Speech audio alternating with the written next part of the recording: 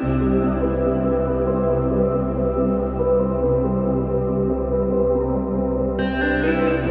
everyone and welcome back to my channel. In today's video I'm going to be doing a watercolour background on this page by Hanna Karlzon. And this is actually a Buddycolour. There's a lovely lady from Instagram called Shelley. Now it is in Atlantis by Hanna Karlzon. I don't know if I said that then. And I've chosen to use the Currents palette by Prima Watercolour. Now this is just ideal for this sort of page, underwater. You can see how beautiful these colours are. I was almost tempted to use my super granulating watercolours, but there's not. I haven't got any blues, the more greys, so I think I might attempt to mix some colours together and hope they do a similar thing. I think I'll have to give my palette a little bit of a clean first, so I'll quickly just do that. I want to keep them colours at the top, clean a bit at the bottom, just so I've got extra space to mix. So with it being an underwater scene, I instantly thought of blues, greens, turquoises for this one. So flip to the clean side, that should do. I don't mind if too many colours mixed together. I've got 3 different size brushes. Now this says half, and I know it's not half, oval wash. I don't tend to use this all that much. You can see it's actually nearly brand new. I've only used it once or twice. So I've chosen to use this today. My usual Billy Showell at number 6, and then the Princeton Neptune at size 4.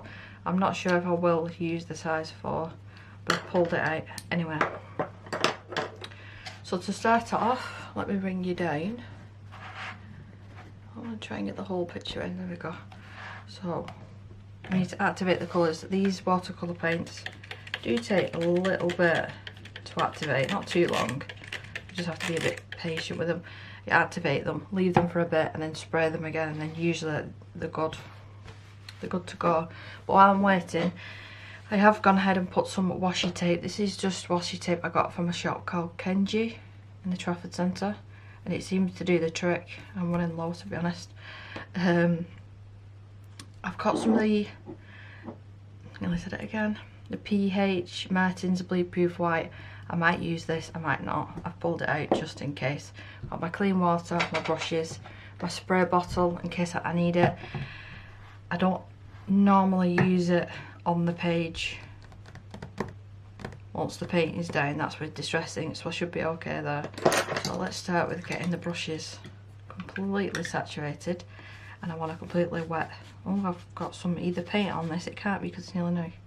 No, it's in there. There's still purple right at the bottom that I've not cleaned out. I'm sure that'll cover up. I'll be fine. So I'm going to put this all over, apart from the very centre of the seahorse. I've put a plastic sheet as well, just here, to protect the next page. And like I said, I'm not too worried if it goes on a seahorse anywhere, because you can colour over the top of it. I might even be brave and like, use a little bit of gouache. Now you're probably thinking, wow, she's using a lot of water. That I am. I want to completely saturate that page. Now if you just move your page around, you can see if you've missed any areas. So there's an area there that I've missed. Check on that top corner. So it should be good enough for now. Spray this again. It's like the water seeps into the paint and then you lose it. So we'll stick with the same brush, and I have got little swatches of these. So this colour, there's a green, I'll use the green and the blue. So this one's ocean and this one is Turkish sea. Mix them together and see what colour we can create. So I want a little bit more blue there actually. And let's water that down. And let's put a nice wash of this. Now the trick is I want to try and keep the paper as wet for as long as possible. I could have gone ahead and prepped it with the a Daniel Smith watercolour ground or a gesso. I just wanted to go straight in with this today. So I was plopping that colour down, more or less round the edges, let it bleed upwards, inwards, do what it wants. And then I'm going to switch to the smaller brush now, so this is the size 6. Go straight in to deep whale. I don't think that's going to be deep enough, so deep sea, that's better. And start just randomly putting these colours in the corners. Let's go for this edge. And it will mix with the other shades as well, and I want them to bleed into each other, that's the point. Oh, I'm making an absolute mess. I hate doing this with my watercolours. It's because the palette's on a slant. Well, there's nothing I can do about it now. So while that's just working its magic, I can't speak today. I feel like because I've not properly filmed in such a long time, I've just lost the knack. So actually I'm going to dip into algae. There is a bit of that blue mixed in there. And I'm not going to mix this with any other shade, I'm just going to go as is onto the page. Just pop a little bit of that algae on. It's a fitting name, isn't it? Now I do want this layer to completely dry, and then I'll wet it all again and then start adding different layers. So I do think I've popped a little bit too much of that algae down in this top corner. So I'm just going to pick it up with a clean brush. Clean my brush again. And blend that out because I didn't want it to be that dark. So we need something around here. Let's try. This one's Turkish Sea. And then we've got Caribbean Sea. Let's see. Water that down a bit. Maybe start just putting that in the areas that there is nothing. And let all this blend together.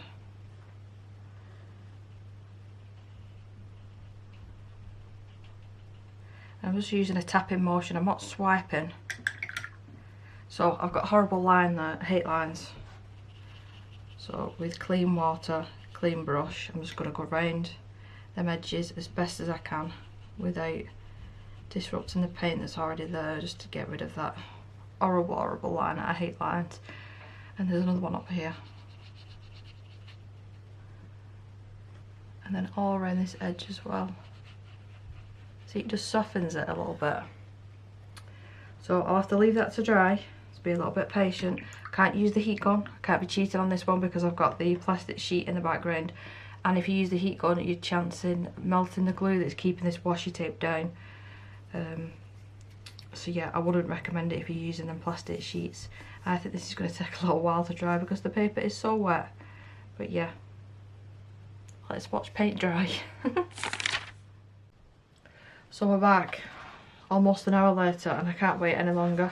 I need to do another layer. It's still slightly damp. In an ideal world I would leave that a little bit longer, but I'm sure it'll be okay. I will quickly. These won't take as long to activate because I was messing with them not long ago. So let's have a look at this darker green and I'll mix it with that green that's already there. Let's add a bit of this green. And water that down slightly.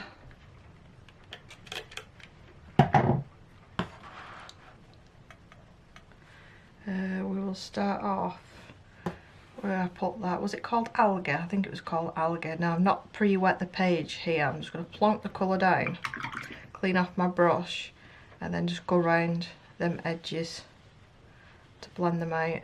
I'm a bit worried. Normally, if this was completely dry, I'd wet the whole page again and then do the same technique as before, but because it isn't completely dry, this is just the way that I'm going to have to do it. Pull that colour up a little bit further, clean off the brush and just go around them edges. Where else do I want a little bit darker? I think here. So actually, this blue that we've got already pre-mixed here, put a little bit of water down. Let's see if I can use some of this up. I'm gonna add some of that as well, because why not? And deepen these blue corners up. Actually, I want more than that. I want it really, really deep. But I don't want to go over these really nice, what do I call them? Cauliflower. But the cauliflower effect, I don't want to go over them. So I can pull it down a little bit more, I suppose. Just don't want to cover them up really nice. Clean my brush off again.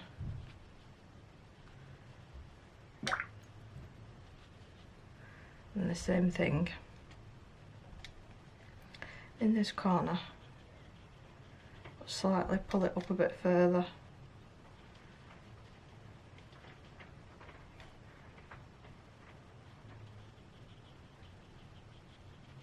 And I actually add a little bit of green as well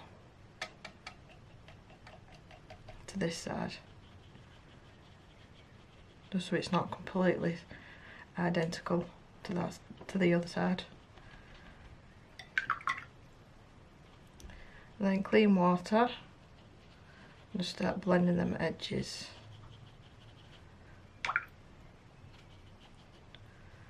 Right, and then with the green, I'm not really liking the really dark greens in that, so I'm going to get a different palette. So I want to make that a little bit darker. I decided to pull out my well loved and well used Rembrandt palette, and I've just popped on a little bit of water on the black and then the darkest green that I could work out, because I'm only going to use them two colours. So the same thing again. Now normally these paints activate really quickly, so I think that should be enough.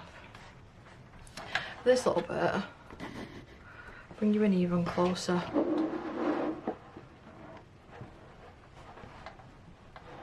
It's difficult me working out where the edge is, and I've got things in the way. My page is popping up. There we go. So that should be a little bit better, just for have a better see. So yeah, in with that darker green. It's not too much darker. I might have got away with using that other. Oh, it is. It's a different shade. It is a different shade of green. I'll let it off. Clean my brush off. Just go around them edges again, and then in with the black. Let me just test this.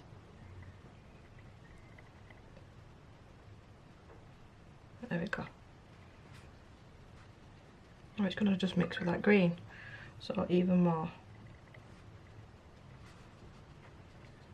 There we go, that's the sort of dark green that I wanted. So there you go, you just mix them two colours together and that'll work. I don't want to go around the edges on that one because it'll bleed really nicely into the colours that are already there. I might just add a tiny bit there so there's not a line.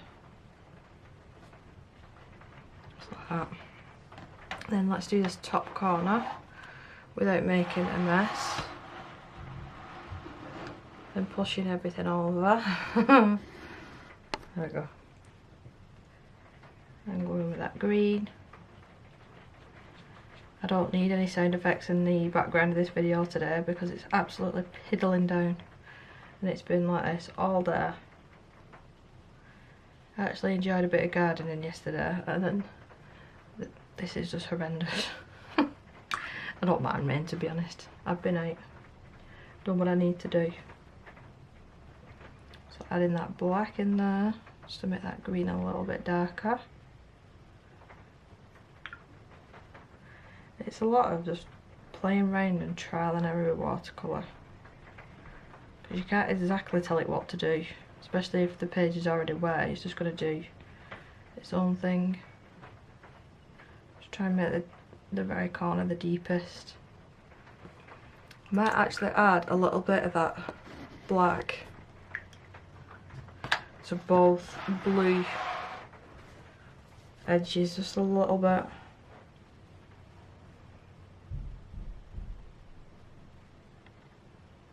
Just pull it down.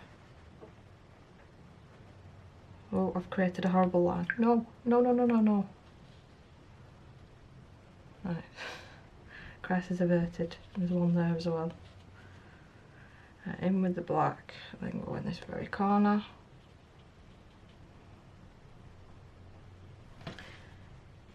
It's awkward trying to keep this angle, because normally if I was just doing this in my own time, the bee could be upside down, it'd be left, it'd be right.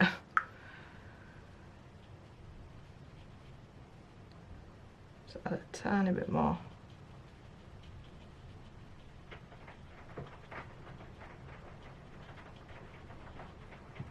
Just like that, and I think that is really, really effective.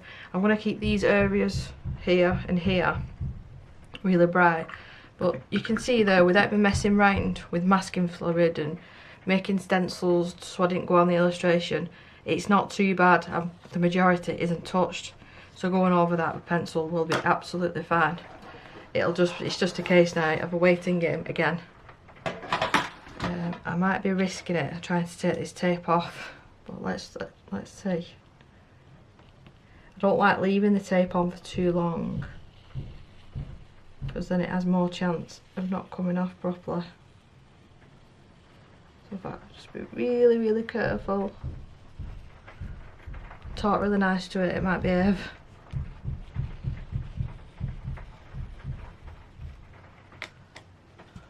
And then go for this top bit. Oh, it's ripping a bit there. Oh no!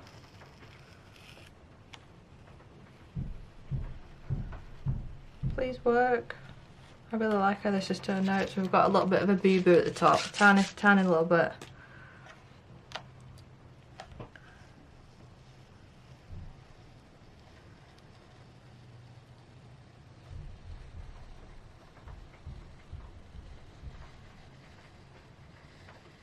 I don't think I'm going to add any white just yet, because I am going to do, but I'm not going to be able to just yet until the whole illustration is done, because I do want the bubbles, like the white bubbles that I'm going to create, to go over the seahorse as well. So if you've watched any of my watercolour videos and I've used, it's just the same thing. Fingers crossed.